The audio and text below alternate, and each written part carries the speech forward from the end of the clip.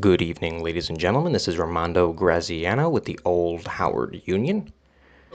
Tonight, I'll be doing an interview with Kim Ann of Real Talk with the Angry Soccer Mom. Links will be below. Kim is an educator. She talks a great deal about equality and bridging the divides between people. How it is that we, as Americans, specifically in her teachings to people, how is it that white Americans can better serve the cause and better understand individuals of historically marginalized communities? What it is that we do is inherent, is important in the greater fabric of our society. She teaches racial responsibility to people that are willing to listen, and she speaks truth to power in all of her dealings. This is a great conversation, and I hope that you enjoy the interview. Hello, Kim. How are you today? Hello. I'm doing well, thanks. Very wonderful. Okay, everybody. As I said in the introduction, this is Kim from Real Talk with the Angry Soccer Mom. She has a YouTube channel that you can follow. I'm going to put the link down below. Today we're just going to have, a little dialogue about, some of the important issues of the day. Primarily, what it is that white Americans can do to better support equality in the country, which is a very pertinent issue today, not only with the President of the United States being who he is, but with the general feel of the public. So I'm going to give the floor to Kim right now so she can, talk a little bit about some of these issues. Well, thank you so much, and I really appreciate you having me. I have a lot to say, so jump right in if you have questions, and if I'm missing anything, just let me know. Definitely. What I primarily do is I work with beginners, and that would be majority group members in the United States who want to learn how they can best support people in historically marginalized groups. And so that's kind of my little niche, my little area that I do. And there are tons and tons of things that they can do. So I'm an educator. My background is in education and group behavioral management, and diversity training and the multicultural experience. I suppose that would be a way to put it. Yeah. So. Now, would you call yourself an activist? And how did you start, if you are an activist? Yeah, I guess I'm an activist. I kind of go for the educator. I'm an educator, and absolutely, activism is a big part of what I do.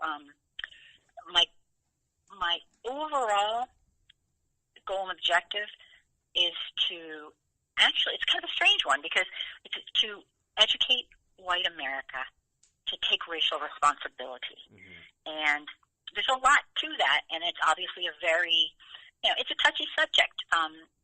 White America in general does not like talking about racism. And part of it is that they're just not educated about it. And so there are two ways that have been studied that actually you can make progress with people in their understanding and their comfort level of what racism is about and whatnot. And one is traveling the world. And that's a great way to realize, wow, people in other countries actually love their teaching. It just kind of opens you up. It makes intuitive sense. Of course, yeah. Because, you travel around, and every country has, their patriotism, I suppose, and it's a great thing. But sometimes patriotism turns to ethnocentrism, and so we might not realize, even people who aren't in the most developed nations, mm-hmm. they still adore their children. They still have, it's easy to dehumanize, is what I'm trying to say. So, Now, what do you think in regards to traveling the world? I'm one to agree with the fact that, when we live in a multicultural society, when we propagate these sorts of ideas, the sort of tenets of racism and ethnocentrism, these things sort of fade away as the generations move on. But today, how is it that we can actually, combat this for, let's say, people that necessarily can't afford to travel the world? What then should we do? And that's a fantastic question. And that's where I can't afford to travel too much, and I certainly can't afford for everyone to send everyone. It's not really a great option for most of us. I need to say it. So the second part, which is a much more viable, yet the slow way to handle it, is through direct instruction education from a person who's culturally competent. And, as I'll explain in a few minutes, it's a loaded question. It sounds so simple, but it's kind of complex. It has a lot to do with sociology, psychology. Mm-hmm. There's just, there's a lot to it. So there's a reason that people keep the opinions that they originally were taught and really, really, really struggle to stay open-minded. And, part of it is evolutionary, of course. But so I'm an educator. Mm-hmm. And what I do is I educate. And there are tons and tons of things that white Americans can do once they've recognized the systemic racism that permeates every area of American life. Mm. And that's the first step, to actually recognize it. It sounds so simple, but to be honest, that's one of the hardest parts. There's denial runs pretty deep in this nation. I see. Now, how is it that we can actually, reach out to these people that would otherwise be only confined to a particular set of people their entire lives? I know there's a lot of communities that are like that. Do you think that we should perhaps have, more investment in proper, fair, and balanced news media, as well as, documentaries, films that can actually, not only just in schools, but perhaps, even in, centers where people can actually, be exposed to this sort of multicultural world that we do reside in? Yeah, I think, this is kind of it's an interesting one. There's top-down and bottom-up instruction. Top-down would be fabulous if our federal government decided to implement comprehensive anti-racism bigotry programs in all of the, K through, 12th grade in the whole federal, nation. Yeah. That would be idyllic. That would be amazing. It's not going to happen. The reason it's not going to happen is simply because the people who are benefiting from racism and the keeping of systemic racism, yes, they will not allow that, the wealthiest people. Speaking hypothetically, how do you think something like that would look?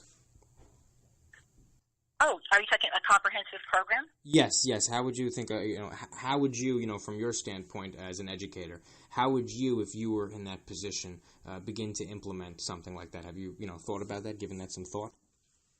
Oh, absolutely. I mean, it's a dream, but absolutely. And bottom up is what I do, obviously. It's grassroots stuff because, especially this administration, it's just not going to happen.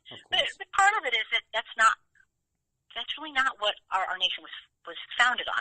Our nation was founded with the near genocide of the indigenous people who lived here and built on the backs of people who we forced an inhuman status upon and enslaved them for capitalism. So it's not in the best interest of the wealthiest people who run our nation to allow this. But if it were allowed, there are certain tenets that would have to be followed. An educator would have to be, very, very, a bunch of, educated, very educated people. And there are programs like this, but it would have to be written. Here's the thing. People in majority groups, mm-hmm, it's not their place to say how to solve it. And so there would have to be, a committee. I think, in my mind, they would have to have a culture competency part of the federal government. I mean, it would have to be that big. It would have to actually be another part of, of however they could work that out. Mm-hmm. And it would need to be filled with people in historically marginalized groups who are highly educated, mm-hmm, and hands-on, and they know their stuff. Educators and sociologists and cultural competency trainers. It would have to be a curriculum that was written at the federal level and then, doled out, obviously, to the states. But it's kind of funny because when I do think about that, it's really a dream. I mean, we've been doing this for quite some time. Yeah. It's not realistic because capitalism and racism have a symbiotic relationship. Yes, they do. Yes. And, yeah. Now, do you think that people that are in majority groups, right, now you're saying that they can't necessarily be a part of the solution, that if when it comes down to actually planning this, that it would have to be written by or, planned by people that have been in historically marginalized communities? And when I do explain, the bottom-up educational portion that I do, you'll come to understand it much better. But that's a great question. It is not that they can't be involved. It's that they are not. See, here's the thing. Majority group members oftentimes don't realize the power that they have, because it's not individual power. It's a system. And so we're used to kind of taking over, Mm-hmm, yeah. We really are. And we have the answers. We have the solutions, and we mean well. And we tend to, this is just a tendency, we tend to kind of feel that we're entitled to solving and, fixing the problem in the way we see best. Mm-hmm. But that is not best practice. People who are considered allies and educated allies and supporters, they need to support, which does not mean that they are the leaders. So there is a place for white folks. I mean, absolutely, in my opinion, mm-hmm. In regards to racism. Absolutely. In fact, that's all I do. But when best practices are followed, it really does need to be the voices of the people who live it every day and study it and are educated and can make a curriculum, a comprehensive curriculum for every age group and every appropriate level, including all the things that need to be included. I'm not saying a white person couldn't do it, but as a leader, we're not here to be the leader. We're here to support. It's a different perspective that people, I suppose, in our majority group that they would have to take on. Could you elaborate on the term best practices? I definitely will. And there's a lot of them, so I won't be able to get to everything, but definitely, if you're a white person and you truly want to make a difference, it's a steep learning curve on this one. It really is. And part of that is because white folks, and it's kind of funny because white, black, and all this is all made up. This is all human construct. And a lot of people, I mean, there's just a lot to it. So some of the stuff I'm saying, I'm kind of jumping to more advanced ideology and whatnot. I'll try not to do that, but it's kind of it's all over the place. Listen, if you want to go, if you want to go there, that's perfectly fine. I think that's an important perspective that people should take on, because I agree with you that a lot of these social constructs that we have, really, if you break them down, we're the ones that have propagated these ideas, and we're the ones that can actually change it. Yeah, we don't even realize it. We're so used to, we've normalized these human constructs. We think they're rules. We think they're laws. Exactly. But actually, they're not. There's a ton we can do. Part of the problem is not every white person can do it. And that's simply because our egos get in the way, the way we were raised, our self-esteem. There's a lot of, because what you need to do, we're indoctrinated from birth. That white is right mentality. It's not our fault. We didn't create the system. Nobody alive today was a slave. Nobody alive today owned slaves. But that being said, there is a lack of understanding of this system that we're talking about. We need to get, in our society, it's the system. It's a system that keeps people in historically, keeps certain groups historically marginalized. Mm-hmm. And the system is what needs to be dismantled. And I'll explain further. Mm-hmm. So we're born into this what is right stuff. And how I compare it is this. Race is a real toughie because there's a lot of misinformation and race is a social construct. And I'll explain that later. But so what happens is people don't tend to see themselves as white because we're just the norm. Everybody else is the other. What I do, I'm not here to save people. I'm here to educate. Some people are too far gone. I mean, it would really be, they don't want to learn. Mm-hmm. You know, we'll take the extremists, okay? Extremists, Ku Klux Klan members, unless they happen to want to learn it. For the most part, this is their lifestyle. They've chosen to not educate themselves completely. They don't want to listen. They don't want to, those people really, there's not a lot you can do with those people. And, then there's the very, very educated people who want to help and learn, and that's fantastic. The people who I like to focus on are the nice, lovely, usually extremely racist people in the middle. They're not racist on purpose. They want to be on the good side of history. They're nice people. They don't do anything. And because they don't understand the depth of the problem. So they think they're doing something by, they're nice to everybody. They treat everyone equally, individually. And that's a fantastic thing.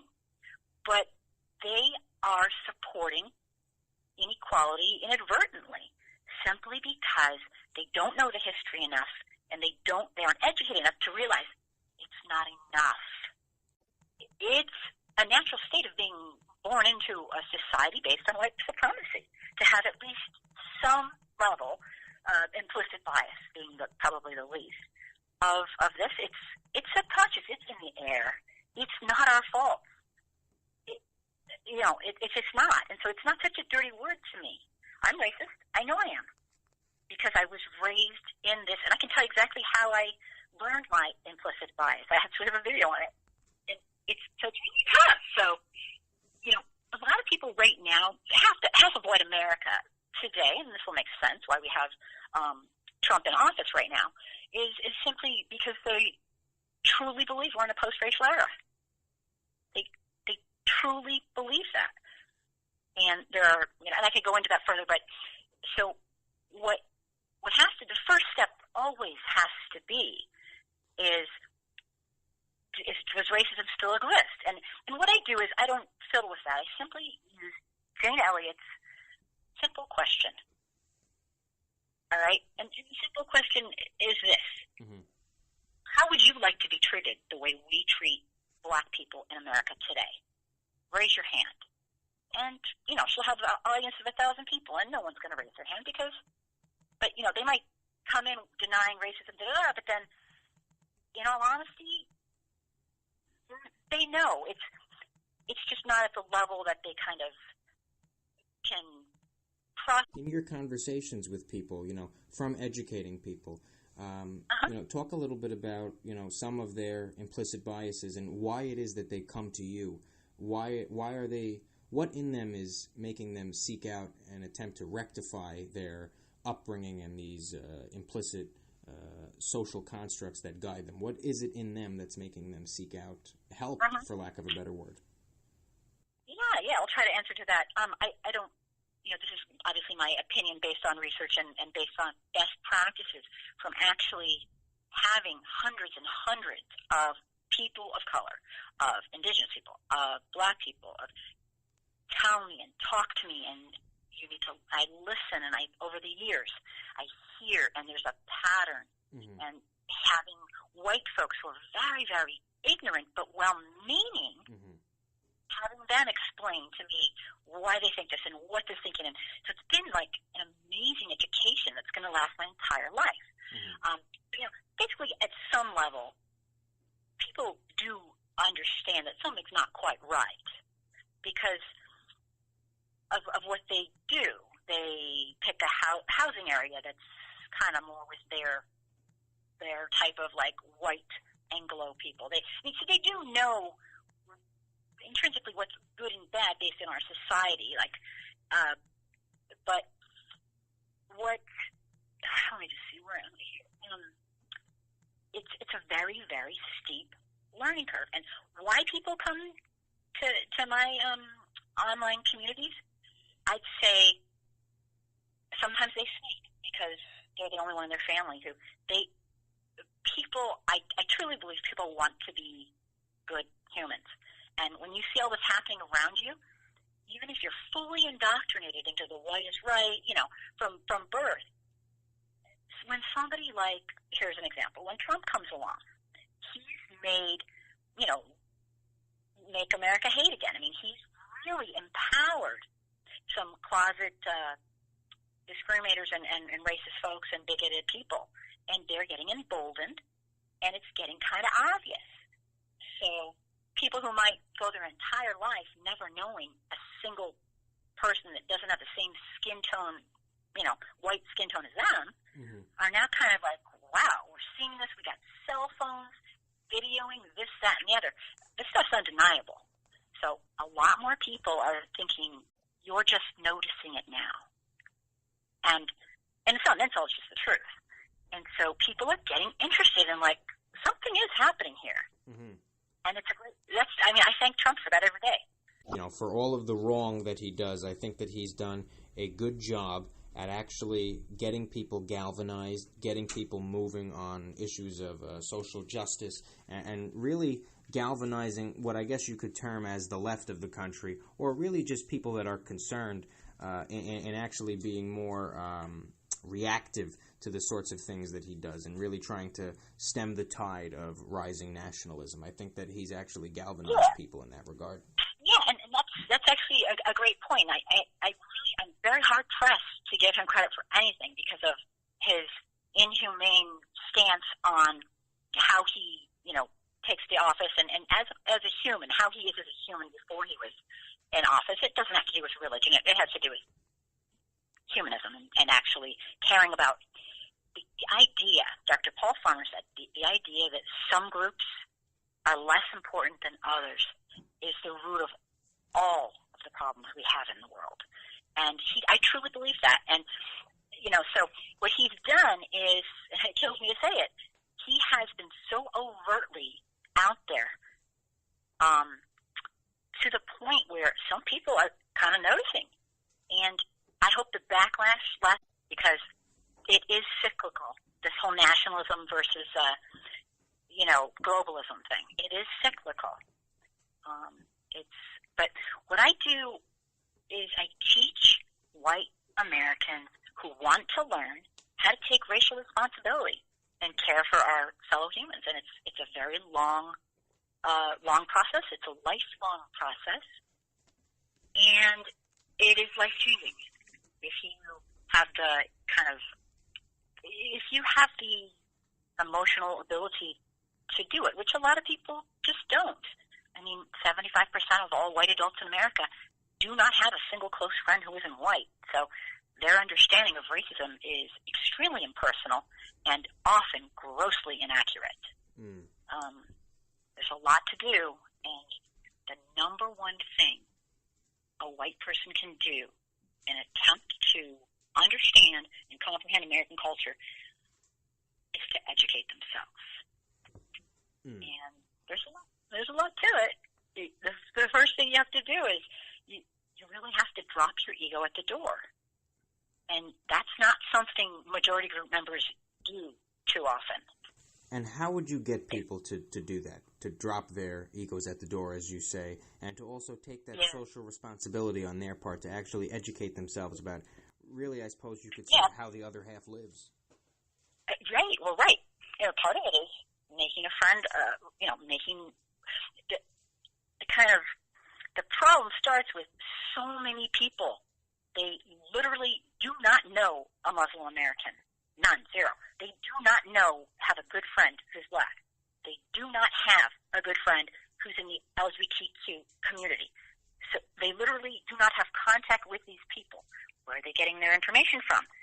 Certainly not from the PhDs and from the actual people who live this every single day. And that's where the problem comes in. They're getting it from propaganda, sway media, TV. I mean, it just completely adds to their beliefs. So the first thing people need to do is drop their ego. And it's a process. They need to understand that a lot of this is subconscious and sociological, and they've been blinded to it. And it's not their fault. That's the biggest thing. It's not their fault. This is a system that was created purposefully. And there only human. They, we fall into, as a child, you kind of follow what you're brought up like, and society has a big push. So the guilt and defensiveness really have no healthy role in the whole thing, Mm-hmm. So it's what I tell the folks is really practical. It is really hard, and you got to know you're going to make mistakes. You're going to screw up. You're going to feel like crap. You're going to feel terrible. Mm-hmm. You're going to feel like an idiot. And you got to just be able to forgive yourself and move on and keep learning. And I know that sounds so strange, but what helps me a lot is I say, Kim, it's not about me.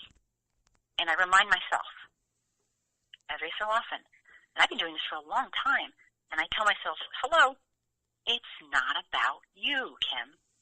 And that sounds really strange, but you have to be able to handle, this is a whole change in, it's just such a huge paradigm shift for white folks. Obviously, and that's why a lot of people will remain ignorant their entire lives. The craziest thing I think I can tell you for me is that white folks don't realize this because, we've been fed lies, is that, obviously Capitalism Unchecked has to have, a relationship with racism, but it doesn't have to be this severe and this extreme. I don't think there'll ever not be racism, but boy, oh boy, getting rid of systemic would just go such a long ways. And what it is this is a tough thing. Everything you do is going to be working against you. The tendency is for white people to pull the conversation towards them and their feelings and their experience. And it's just, you have to constantly check yourself. You got to work against that and understand you're going to blow it. You're going to make mistakes. You're excited. You want to help you. I just want to help. Well, the thing is, the way you can help isn't by leading. It isn't by saying you know the way. It's by educating other white folks. That is our role. That is our biggest role. And another thing, along with, dropping your ego, reminding yourself that it's not about us, is also, it's what I'm doing right now, and what I'm not doing right now, it's time for us to Let me ask you this. Sure. From the majority perspective, right, myself and yourself as well, from this majority perspective, do you think that it would, at least in, let's say, the beginning stages of really deconstructing these social constructs, do you think it would be beneficial to, and this speaks to the idea of white privilege, which I guess we can get into a little bit if you're interested in that. This speaks to that idea of, can we use our position in society as people that have an implicit sort of privilege, you could say? Can we use our position in society to at least set the table so that people that have been in historically marginalized communities can use the tools that we in our positions of privilege, people that are, let's say, sympathetic to the cause, really. If we get those sorts of people in office, can we use them, to set the agenda for, people that have been in historically marginalized communities to actually move forward on the work that they need to lead on? Well, that's actually the goal of any program that somebody decides to go through, is eventually to be confident enough. And it does take some time. Our society white folks do not like to talk about racism. They'll run like the way, is to find your voice, get confident in the truths that you know, and then get out there and use your white privilege to help people learn, help white folks learn. Use your privilege to help people who are in historically marginalized groups get a voice. Use your privilege to do good instead of bad. And that's the whole goal of the whole thing. And teach every person in, majority group member, will listen about the truth and use your privilege to do good. Listen, and the primary people are the best resources we have in other words, getting information directly from people who live their lives as members of historically marginalized groups. That being said, we also have to keep in mind the balance.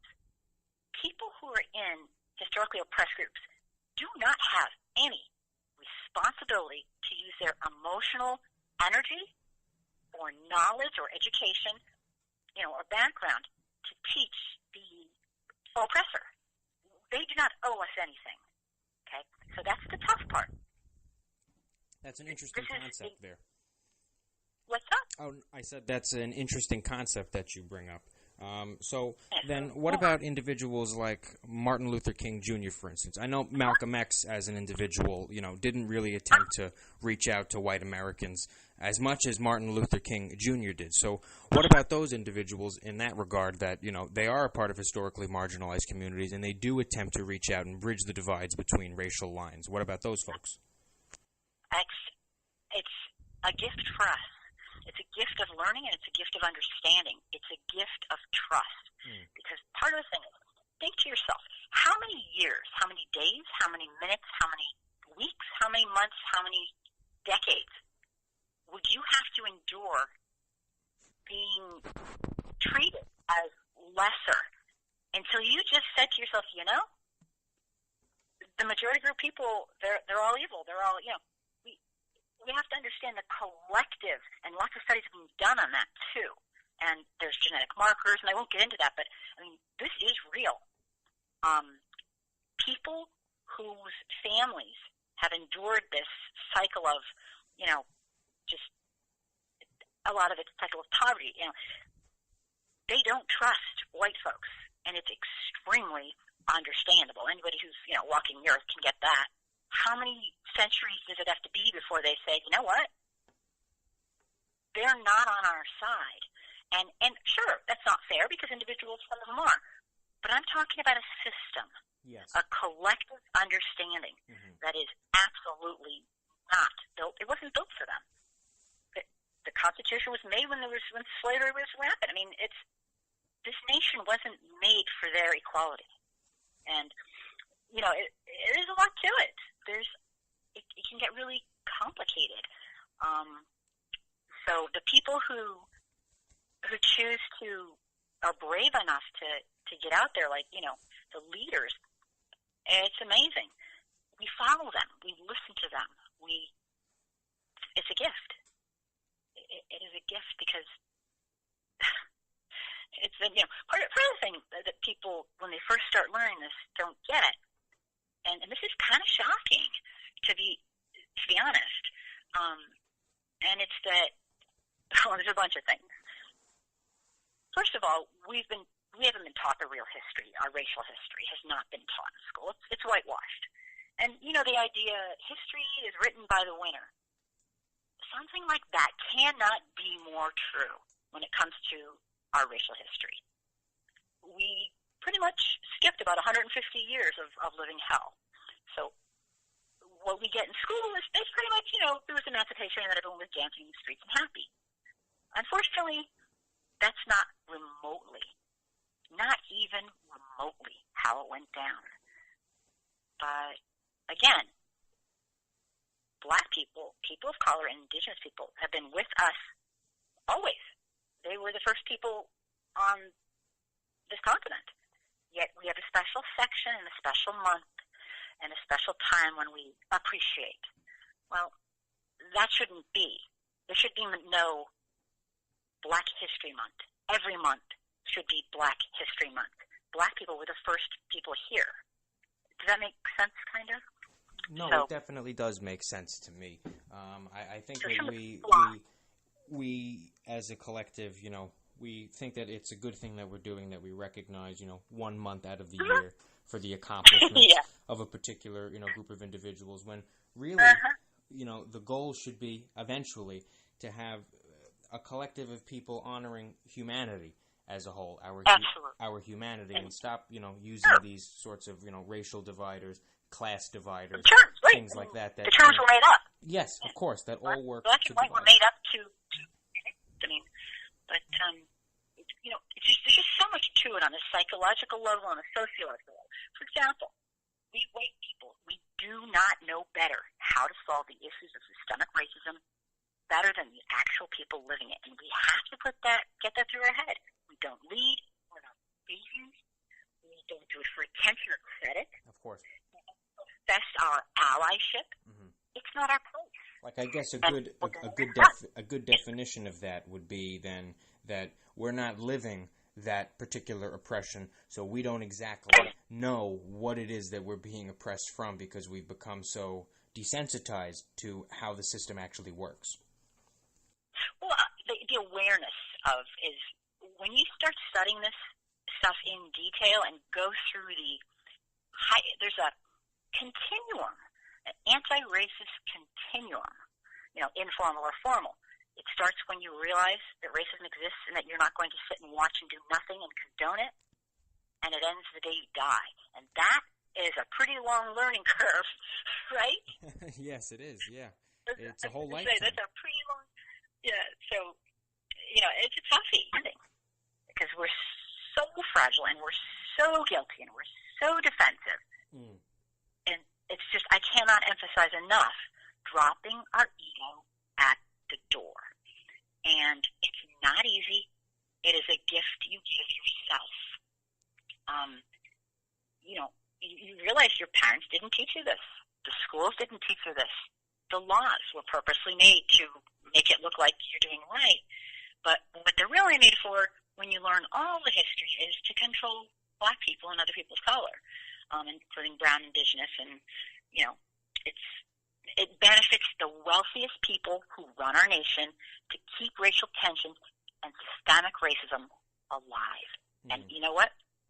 Somebody who knew that exceedingly well, and I'll quote, because this is huge, and I think this is something people can understand. It's a psychological type thing. President Lyndon B. Johnson once said, if you can convince the lowest white man he's better than the best colored man, he won't notice you're picking his pocket. And he said, hell, give him somebody to look down upon, and he'll empty his pockets for you. Hmm. And that is how it's worked. The least educated white masses believe in their hearts that black people are the cause of their problems. Immigrants are the cause of their problems. And it couldn't be further from the truth. The biggest fear of the white elites who run our nation is that we're going to figure this out and we're going to unite against them. So whenever people start getting closer and closer to being integrated and understanding, they'll throw out something like, a welfare queen is taking all your money. Or, it's not hard to put people back in their places. And so it's an overwhelming task of dismantling systemic racism. Do you think that the media... Do you think that the media and a lot of the political pundits out there and people that are really at the heights of political and social influence, do you think that they propagate these sorts of ideas of division? Well, yeah, any time, and the problem is this, there's been a lot of really, like, my live show. I do my live show because no one's paying me. I'm not getting any benefits from it. I speak the truth, and I'm not here to, it's not in the little microcosmic little show that I do. There's no capitalism. I'm not getting paid. So I can actually be as candid and upfront, and it's a historical educational perspective. Mm. It's not my opinion. It's a historical educational perspective. And that's easy to do when you're kicking back, doing what you feel in your heart is a great way to help somehow. But because this, and we all know it, it's a competition. They want the most sensationalized stuff out there so more people will watch them, so they'll make more money. And so that's why Capitalism Unchecked, we used to have the fairness doctrine. Yes. And a lot of people feel like the fairness doctrine really helped. I don't know if it did or not, but it's Capitalism Unchecked. And absolutely, people are spinning things. Oh, my goodness. On that fairness doctrine, it's quite interesting. I was actually having a conversation with my girlfriend. She's writing a paper in her American presidency class about the impact that the media has on the relations between the president and the people. And I brought up the fact of the fairness doctrine, about how after that was repealed during it was the Reagan years, correct? Yeah, he really did a number on us with that. I think that a lot of people feel like Fox News was the reverse out of that. It was. It was indeed. Not my specialty, but, you know. It was. Yeah. I mean, after the repeal of the fairness doctrine, you had a number of, right-leaning radio stations that actually started propping up. This was the era of, Rush Limbaugh, and this is when the Sean Hannity started to come out into the fold. And this is also, coincidentally coincided with Rupert Murdoch really planting his grip into the United States in his media empire, which has done a lot to destabilize a lot of Western democracies across the world by pushing his own political beliefs on a really massive media empire that he controls. Yeah, the whole media, the conglomerate, it's very, very difficult because, there's nothing like free media that's working on their. It's a real tough call when they have to start making money, and it's apparently very, very hard to not become very biased and corrupt, and it's a toughie. But what I do is very grassroots. It's not political, and people think, oh, it's so political. Well, recently it's been political in only that Trump is a president who is ran on a campaign of pure, unadulterated, I hate to say it, trying to destroy and harm every historically marginalized group in America. And so he's kind of forced my hand to get much more into politics than I've ever wanted to. I'm not a Democrat. I'm not a Republican. I'm not into that. I'm a humanist. And so what I do is I work with people at the grassroots, individual and group level who want to learn. And if there's one thing they can do to feel really good about themselves, like, you know what? I'm not just being nice to everybody. I'm not just going about my business and saying it's not my place. They can learn there's about 30 classic cliche denials of racism that almost everybody uses. It's incredible how everybody uses the same darn ones. You've got to be able to calmly and historically debunk these and be able to find your voice. Mm-hmm. That's the number one thing that white folks can do, is to learn a real racial history. Understand these. The number one would be learn our real racial history. It's shocking. The Devil's Punch Bowl, sundown towns, black codes. I mean, oh my goodness, the origins of police, the compromise of 1877. I mean, it goes on and on.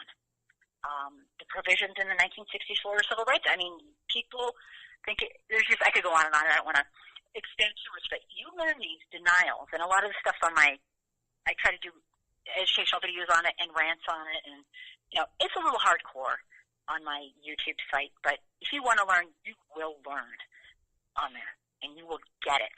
And so learning these cliche, classic cliche, denials of racism, how to debunk them, you'll find your voice. And when you find your voice, your job is to educate everybody you can, every white person you can, be as supportive as you can, and when you see individual racist acts happening, get to the point where you feel confident enough to stand up and say, I will not do nothing while I see my fellow human being discriminated against, being abused, being, bigoted against, whatever. It's such a hard thing because people are in generally kind of shy, and it's until we don't allow it in our little circles, until we say, no, I will not sit there at dinner and allow this to happen. No, I will not go to a line in a public place and watch somebody, do something and I know it's wrong. I will stand up, doesn't have to be rotten or evil, just, excuse me, this person was ahead of me, or excuse me, can I help you? Or, it could be as simple as pulling out your video camera when a police officer pulls someone over who's a person of color and staying out of the way, but saying, you know what, I know the statistics, and this person is much more likely to be treated unfairly because of our government's choices in not training our police officers. I'm gonna get my camera. Just do something. Passive, being passive, it just doesn't cut it. And the cliche denials are really tough because they sound kind of pretty good on the surface. We've had a black president. My ancestors didn't own slaves. Well, black people worked as slave traders too. What about reverse racism? Or I had a black friend. I mean, there's 30 of them. There's just so many. But as white people, it's a conscious choice to act human and care about our fellow humans enough to say, I will not stand here and do nothing while I watch abuse. Or I might as well be doing it myself. That's my last line. But yeah, so that's kind of what I do. I think that's really great. I think that's it's really doing something that's, really helping out the community in your own way. And I think this actually might be a good place for us to stop. I think that perfect. I think definitely in the future, I'd love to have you on again, and I know you extended the invitation to have me on. I believe it's... Absolutely. I don't believe it's next week, but I think it's the week after, but I think this is a really good dialogue. Yes, I think this is a great dialogue we started as well, and I'd love to continue it in the future, so I want to thank you for coming on and talking about these issues. Well, thank you so much for giving me this opportunity. I can't wait to have you on my live show. You're going to be wonderful. Great. So people, don't be afraid to come onto my YouTube channel and personal message me if you have questions. Of course, I'm going to put out the links. I'm going to put out the links to all of that, and we'll definitely continue it.